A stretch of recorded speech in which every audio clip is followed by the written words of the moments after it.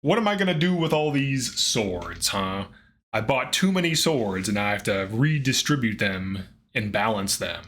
So let's talk about it. Fire Emblem Engage, Maddening, Sword Fixing, we'll call it.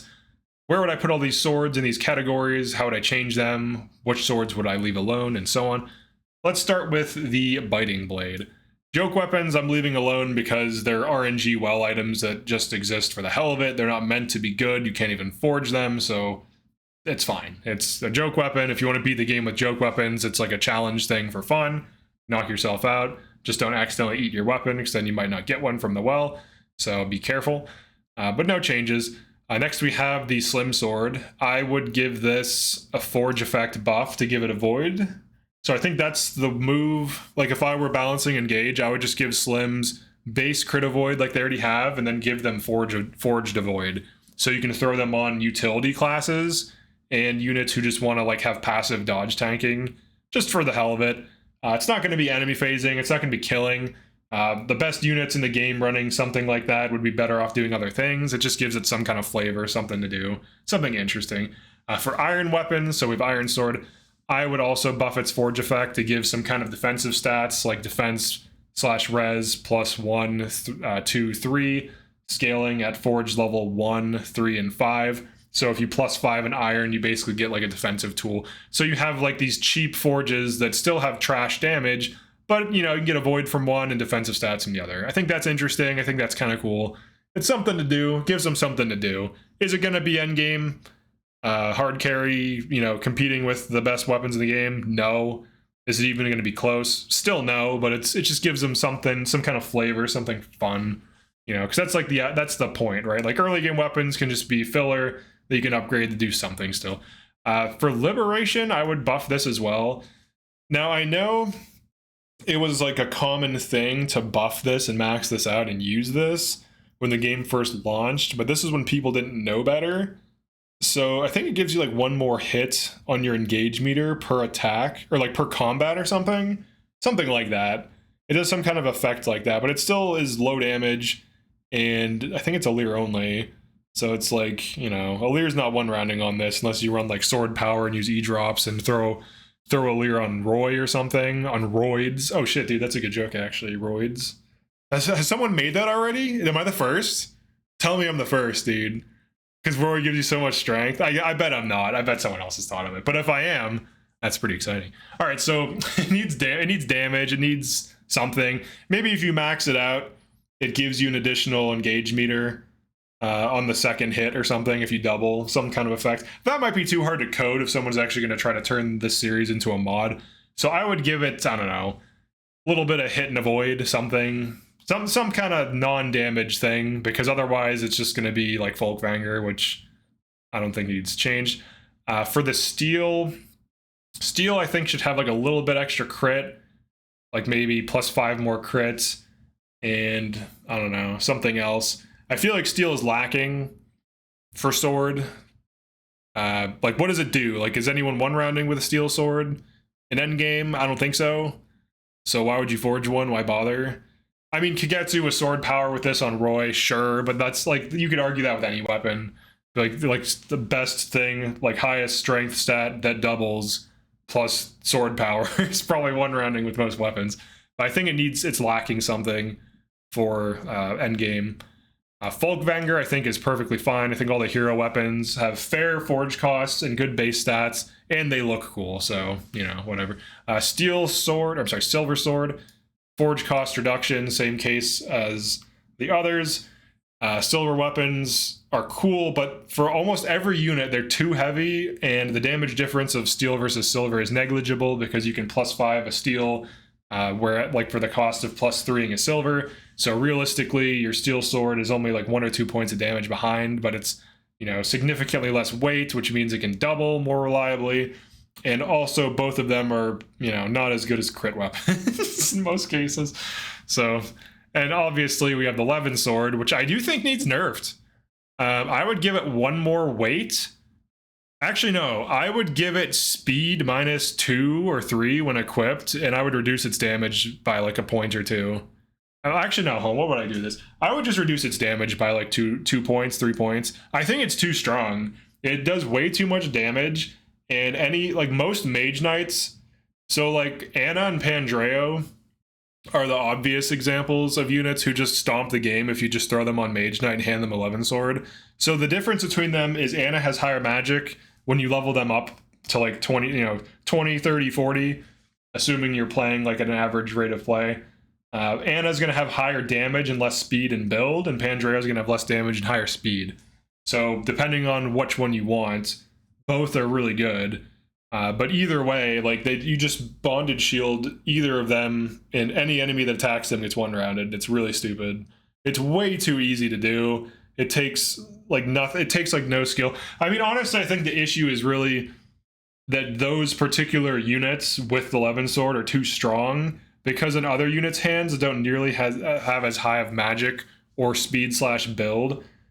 It's not really that bad. Like if Citrine is doubling, like if you throw Lynn on Citrine, she's still fragile, and she needs like serious speed fixing. So like she has a high magic stat, but she doesn't have a high like speed stat. So like Anna's much faster than Citrine. If you get them both to level 40, Anna's like +7 speed and +1 more build on her. So that's like basically like having Lynn for free. And then Pandreo's even faster.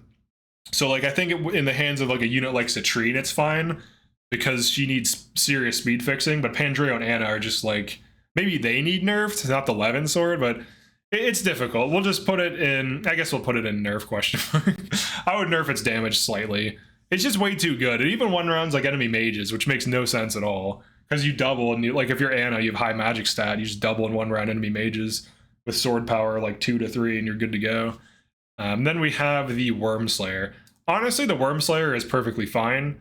It's a niche utility that can one-round enemy worms, and used outside of that, it can't one-round the enemy corrupted worms, which is I'm not the only one who thinks this is stupid, but it is. So it can't really. I mean, it could one-round them in theory if you hit hard enough, but it doesn't have effectiveness versus them.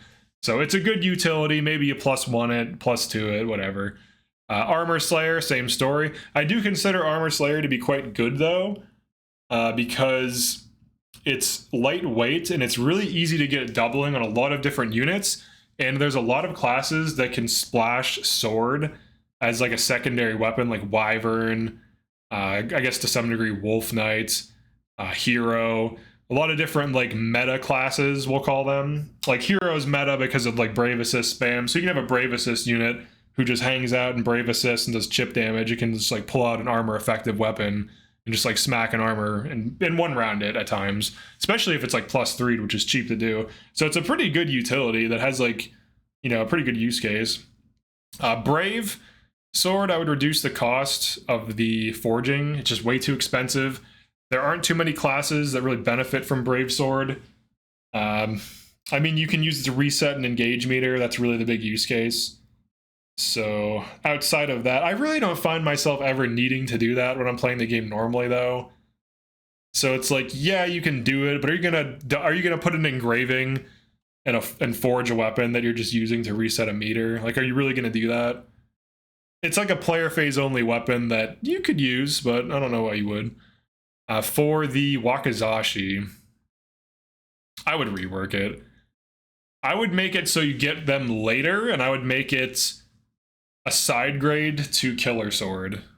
I think the issue with it is it's objectively, it's like, I think it might be higher base crit than Killer Sword, but its damage is insanely low.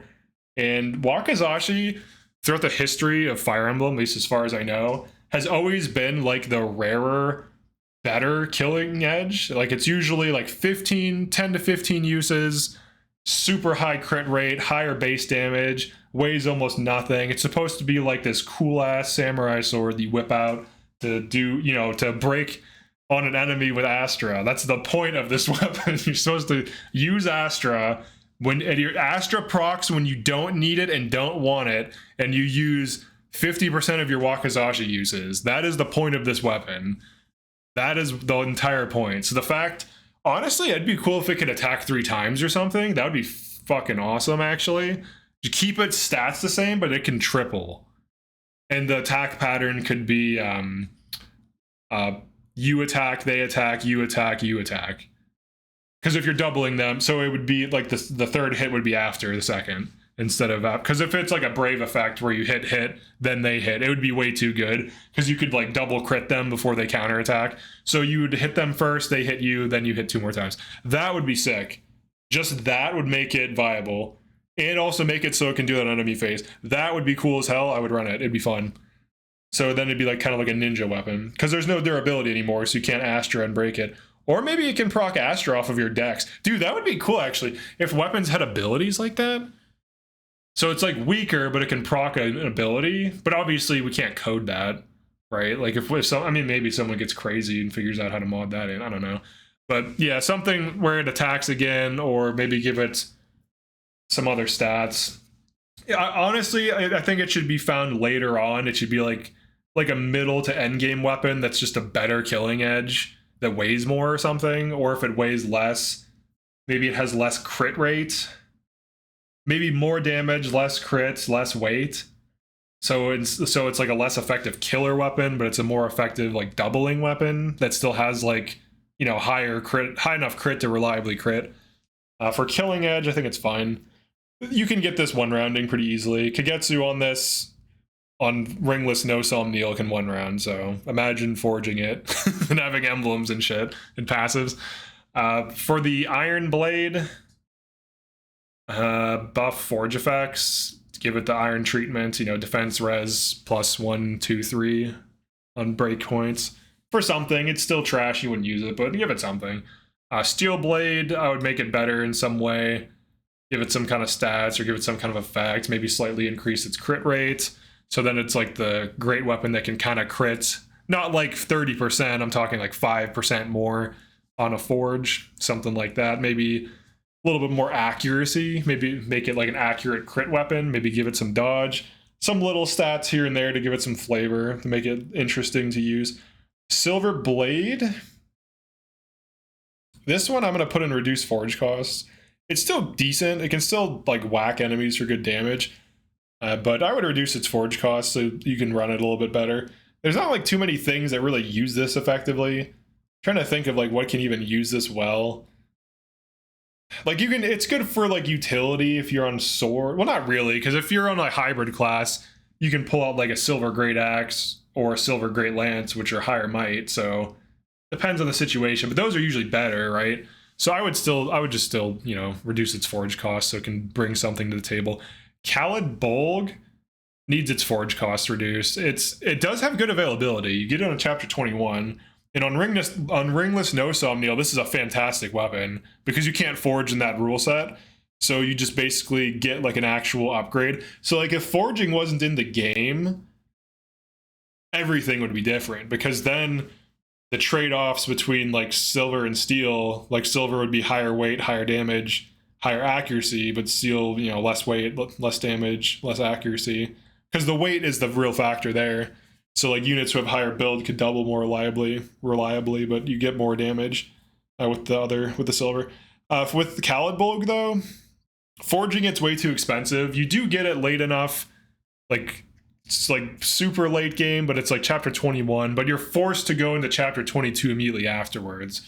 So really, realistically, you're looking at 23, 24, 25, 26, and like 3 to 4 paralogs on average. So reasonably like 7 to 8 chapters for Khaled Bulg's use. Forging it for how expensive it is isn't really something you would do. If it was cheaper to forge, it would be a competitor to Folkvanger, but you do get it quite late. So by the time you get this is probably forged and engraved to like +3 to +5, and basically just outperforms this. So, but it is nice, especially in Ringless No Somniel. It does need its cost reduced because you get it so late. Or even just reworked. Actually, let's just do it that way. The S ranks, just make them just overpowered. Why not? Because you get it so late. That's the whole point. That's the whole fun thing in the end game in Fire Emblem where they're like, oh, you're in the end game. Here's some crazy tome that one-shots all the enemies in this area. It's like, oh, that's cool. Yeah, just do that. Willy Glands and Georgios, same story.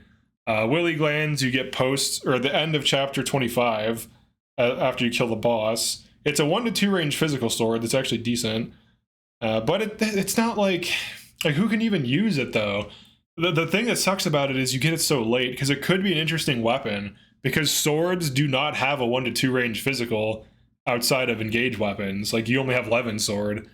So like, I mean, there's like Binding Blade and there's Ragnell and stuff like this, but that's not like a weapon you can use all the time. And it's, you know, tied to an emblem as well. So you have to be engaged and have that emblem on you. Whereas with this, it could have been a cool, interesting sword if you got it earlier. One thing they could do to Liberation is just make it a 1 to 2 range Alir only sword. Now Alir, I guess it doesn't matter what class you use, so you could throw that on like Wyvern and kind of pop off. That would make it better. That would make it interesting. Maybe if you +5 it becomes 1 to 2 range. That'd be cool. Georgios, it's decent. It's, you know, it's just a better Silver Blade without, if you don't forge either. I would like to see all the S rank weapons just be, you know, no forges, just really strong. Now I'm not talking like insane damage. I'm talking like a few more points of damage and hit. Basically just give them their forge stats for free. Because it's an S rank weapon, you're in the end game. Have fun. Let us have fun. You know what I mean? You know, and if you're doing a challenge run, you could always ban them if that were the case. Obviously, they're not going to retroactively patch this game, but this is where I would put all the swords. Overall, I wouldn't even say most of these are fine. I would say that obviously the no changes ones are fine. And then Levin's sword, you could put in no changes as well. Because, like, honestly, it's really just Pandreo and Anna that are the serious offenders on Levin's sword. The other units who can make good use of this don't break the game in just the same way. Like, you can't just mindlessly bonded shield them and they just win. Because they don't have enough damage, frankly. Citrine could also do that if you speed fix her, so Citrine is like an honorable mention for doing that. Ivy can kind of do it. She has like decent magic and speed and build. On Mage Knight, she can kind of be a good Levin sword user. Obviously Zephyr, but that's DLC. We're not considering DLC. I don't like DLC in this game. It just breaks the game too much for me to enjoy it at all. So, all right, so here's where I think everything is at. Definitely like and subscribe if you enjoyed this, and feel free to drop a comment as to where you would move these and why. Peace.